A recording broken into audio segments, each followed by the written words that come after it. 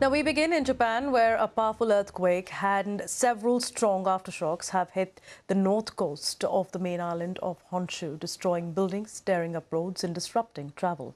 A major tsunami warning has now been downgraded, but people along the coast of central Japan have been told to remain on higher ground because of high waves. South and North Korea and Russia also have issued tsunami warnings. The epicenter of the 7.6 magnitude earthquake was in the Ishikawa prefecture, and the effects were felt up to 200 kilometers away in the capital city of Tokyo. Several buildings are reported to have collapsed in the town of Suzu. This is CCTV footage showing clouds of dust forming above the wreckage. And also what you can see on your screen is how the buildings are shaking just as the earthquake struck. And cracks in the roof on the building and in the foreground were reported here. The Prime Minister has warned residents to prepare for more disasters. Helena Wilkinson reports. This footage from inside someone's home captures the moment the powerful earthquake struck. It was also caught on camera in this supermarket. There was chaos and confusion.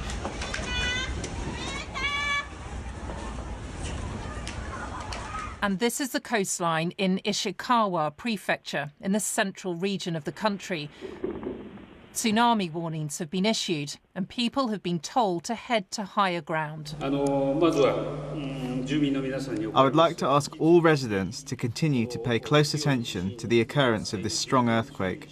If you are in a region where a tsunami is expected, please evacuate as soon as possible.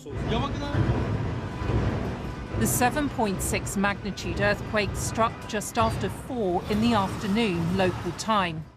The red X on this map marks the earthquake's epicenter near Suzu City in the Ishikawa Prefecture. There had been a major tsunami warning along part of the coastline. It's now been downgraded, marked in red on the map.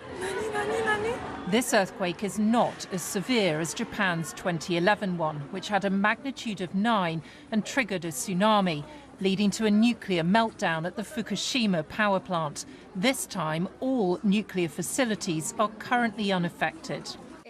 Following the earthquake, a huge fire broke out in one of the affected areas. There are fresh warnings of further earthquakes across Japan on this New Year's Day. Helena Wilkinson, BBC News. Now, journalist and author Jake Edelstein is joining us from Tokyo. Jake, it's been a difficult morning for a lot of people in Japan. You also felt the tremors where you are. Tell us about that. Well, I wish I could say it was the happiest of New Year's, but it was kind of a shock to think everybody who was at home, because New Year's is a big day in Japan for people to take a vacation. It was intense, more intense than you would expect from an earthquake so far away. It felt like being on an escalator while you were walking in your office. But we've had much worse over the decades, so it was comparatively okay. What's the situation in Ishikawa, where reports are that there has been more damage that's been done? There are parts of Ishikawa Prefecture where the ground has been liquefied, houses have collapsed. There is at least one or two houses where people were trapped inside, and the firefighters were working to get them out. I think the fatalities have been relatively low, and that is helped by the fact that New Year's Day in Japan is really kind of a national holiday where not many people are on the trains or at work. And in a way that was lucky. It was also at 4 p.m., so it wasn't quite dark yet. The self-defense forces are in Wajima City. That is Japan's version of the army. They are distributing food and blankets. The response from the Prime Minister's office was very fast. And generally, I think that it was handled very well, as well as possibly can be in a country where earthquakes are very common. Yes, but for now, there seems to be more warnings that there could be further tremors. So how are people trying to deal with that? And what's the response of the authorities and advice of the authorities at this moment? There have been 50,000 people that have been urged to evacuate. Now, they may take that number down as they get a better sense of what is happening. But, you know, Japan is in the ring of fire. It has active volcanoes. It has always a high level of seismic activity. And even though they've developed, you know, incredible emergency preparedness, that isn't enough when you have a wave of earthquakes, and they generally tend to come in waves. When you have a big one like this, there's probably going to be several more in the next week. But there is, for now, that tsunami warning that was in the morning has been downgraded?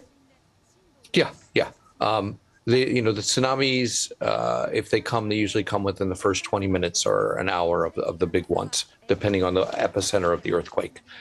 So right now, I don't think anyone's worrying about a tsunami unless we have another large-scale earthquake in the days to come. Thanks, Jake, for joining us. Stay safe. We'll keep coming back to you for more updates. For now, thank you for joining us.